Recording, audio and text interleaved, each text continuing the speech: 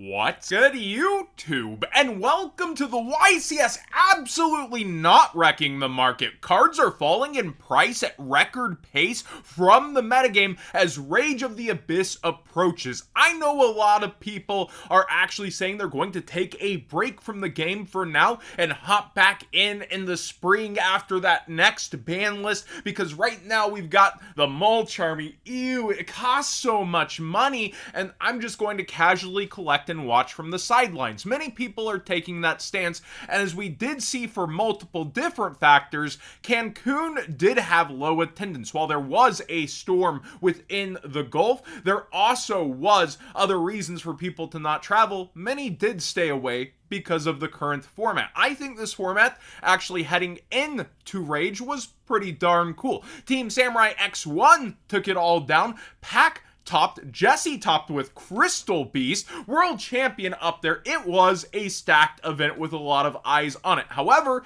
the market is singing a different tune, specifically on Fiendsmith Engraver here, as it just tanks in price.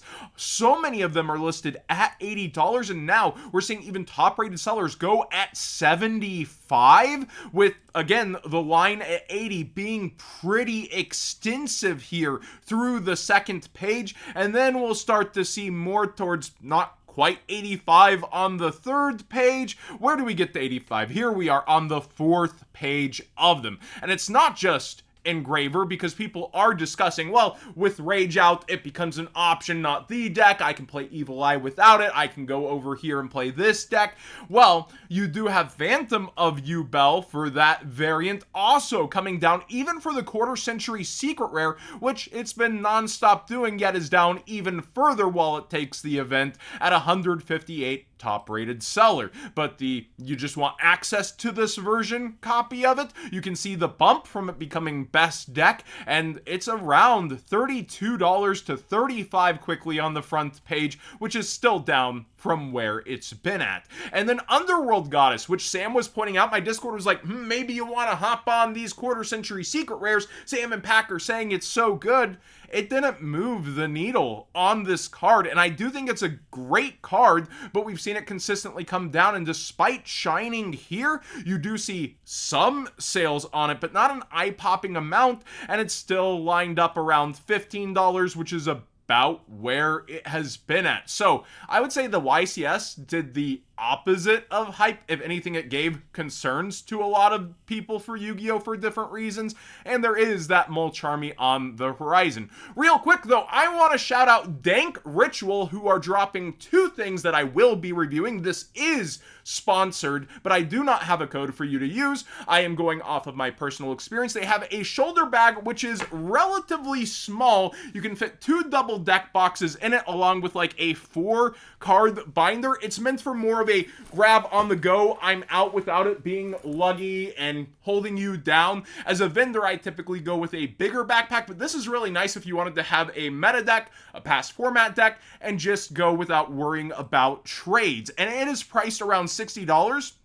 I've done pretty much everything with my natural nails to try to like scratch this material, and it just doesn't, even though it's matte, and it is water resistant as well, which is very cool. They also do have a power charger. I play a lot of Pokemon Go if you've been watching me on Twitter, and yeah, I like this a lot for being smaller. Look at it versus, I know I got big hands, but this being so much smaller and weighing less in my pocket genuinely has been great for me. And another cool thing about it is it comes with a bunch of built-in chargers if you're not trying to like actively play Pokemon Go, because these are too short for that. But you can now be that guy that always hooks everybody up and goes, yeah, I got a charger. Oh, don't worry about the cable, it's already there. This is at 40. Usually power banks are at 30 that I buy for Pokemon Go, but none of them have the cables like this. And then it also does have a flashlight as well that is somewhat good. I could see about 3 feet in front of me, which is better than not having, especially if you end up playing Pokemon Go too late. It did charge my phone upward the entire time I played faster than my other charger, which was interesting and I think is a good thing. But I'll do a full review on that in a week or so, maybe later this week. Dragon Master Magna is up in price, so you know the entire market's not down. Blue Eyes hype is running rampant, and people are now spending 4 digits consistently on this freaking card. I really hope it does get a reprint somewhere, but my initial spider sense said not till the 30th. I hope Konami releasing the structure deck has other plans, maybe Bonanza, but yeah, a lot of people are saying they're going to hold off till then. Well, if you're holding off, are you really now going to spend 1,000? Are you going to do it if we get to that point in February and it's not there? 1,155 here even, and that is tied about for the lowest listing, which is 1,150 from a top-rated seller. And there's not a lot of options to even buy this card on the market. It is absolutely ridiculous. Stardust Cipher Divine Dragon, probably murdered that, is getting bought out also for Blue Eyes. So you have a ton of people with structure decks and they see, wow, this impacted the market way more than I thought in the past. They're getting ahead on this one with the combos from the OCG, and this card is very excellent. It comes only with 2 printings out of the Megatons and Shining Victories, and it reads 1 tuner synchro monster and 2 or more non-tuner synchro monsters. It must be synchro summoned and cannot be special summoned other ways. The first time each card you control would be destroyed each turn by battle or card effect, it is not. Once per turn during either player's turn, when your opponent activates a monster effect, you can negate that effect, and if you do, destroy a card on the field. And not only negates, it also destroys whatever you want. You can banish this card from your graveyard, target 1 level 8 or lower Stardust monster in your graveyard, and special summon it. Quite the card once you're able to meet the conditions to do it, and the Blue Eyes deck seems to do it with ease.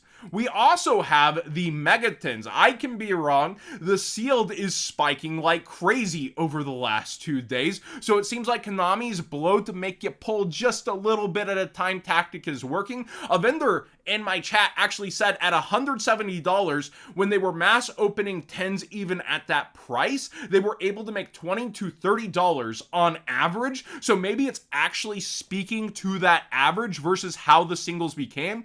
And a lot of vendors have caught on to that. I haven't done that estimated value pull chop up myself. I opened the singular case and did not experience it, but that's not a good enough mass number to go by. Yet I did pull DMG, the alternate art DMG as well, Blue Eyes, White Dragon Quarter Century Secret Rare, Typhon, Raigeki, and a couple others, and I think it quick mathed in my head to 150 before I'd have to sell a ton of junk. So I guess I could have got to 170 somewhat easily, and if we're talking about the lower end things actually moving at a decent pace, which they do have sales rates, I could see how the 10s are becoming a success, and unfortunately rewarding Konami for this terrible model that I do not like. I think personally, the 10s should flop mathematically by the estimated chop-up pull, but the market is speaking another way as people actually buy into the demand for these cards. And like I said, I have no problem being wrong on things like that, even if I don't like it. Rage of the Abyss pre-sales. Remember, we are pre-sale locked until Friday. So even when it comes out Wednesday, you're going to see this pre-sale on the screen, even though more sellers will be on here.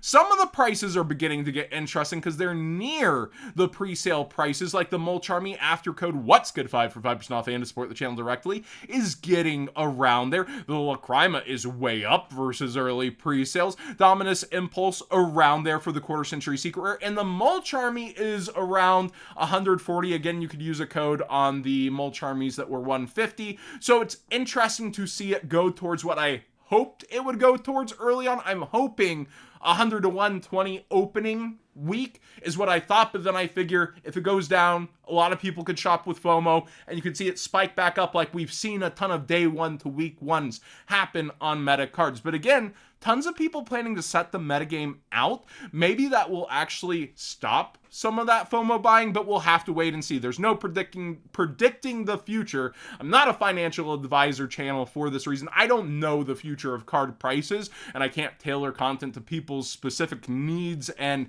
monetary abilities, but Fulos, It's going to have a very interesting graph, I feel like, in its opening 3 weeks, but we'll have to wait and see. A lot of the rest of the set is falling out, as I did predict. I said not everything can be this high, and somebody made fun of me for that, yet here comes Dominus Impulse down in price. Guess what else is surprisingly coming down in price? You have actually Deception of Sinful Spoils coming down in price too. Not everything could be that much money versus an estimated value chop up pull, even if you're thinking about $80 boxes. And the boxes are slowly coming down during pre-sale lock. So my hopium for it to be 72 to 75 also seems to be coming a little bit to fruition, but we'll have to wait and see. Retro Pack has fallen out for most cards. Some are getting a little bit looked up, like the Blue Eyes Ultimate Dragon, but like the Harpy Lady, I did not think this would be sub 50, even if they, push this out at retail 3 times. This is the main chase, and it's around 40. I'm starting to think about getting one for my collection because I don't have one, and a lot of the other secrets are falling out too. And of course, with that, the Ultras have fallen out in price and gone down. Some of the rares are funnily the most hunted things. And you know that Sangan that had like 5 buyouts early on it? Yeah, it's crashed down in price, and it's a great time to get one for past formats if you want. I love to see this though. This set still has so much demand for the sealed. I think it's really awesome and cool. People were asking me about it in stream still on the previous stream. So when it comes down to it, I think it's still a really cool set in how they handled it. And this is a perfect example of you can do more. It doesn't have to be a cash cow on the secondary market, and people will still like and respect it. This rewave, really well handled. Then we have Legacy of Destruction. I was just peeking in, and while most stuff is up besides the Centurion here, the box price is way down, and a ton of the other prices, despite being played like Varutus, which I did call early, yet it still did nothing but go down, so I can be right about a card's use and wrong about its price too. So much of the set is just down bad, and it didn't feel like there was enough here early on. It felt like a pretty mid set, but now it is acting as such on the market. I do think there's a lot of great collectibles within here around the little Yugi cards and the silent cards particularly. I think long term you're going to see some of it succeed, but right now it's starting to look like if you were waiting for it, there's some opportunity to be buying things you might have been holding off on in their nicest versions. Even the token from the retail pack has come on down a good chunk. We see, it under $10 with the Silent Magician on it. Chicken Game finally is Waymatup. It's at 1 on the list. It has no reprints. People are talking about, it'll probably be in Bonanza, but this does not have a near mint on the front page, and we're already at 12. Around $14 for this common. So if you have these, it might be time to dig them out unless you're planning on playing it yourself. And it still is a very decent card, but oh my goodness, I did not see this being double digits already. We can just see the graph creeping from 3 all the way to 6, and now, we are double digits on it. Thanks for watching today's Market Watch. Please subscribe if you haven't already. Give this video a thumbs up if you enjoy the more in-depth discussions on cards. I like to take my time when I can. And again, shout outs to Dank Ritual with their shoulder bag as well as their charger. I have personally used both. I like both for their actual use, and I will be doing a more in-depth review later on those. Thanks for watching, everybody.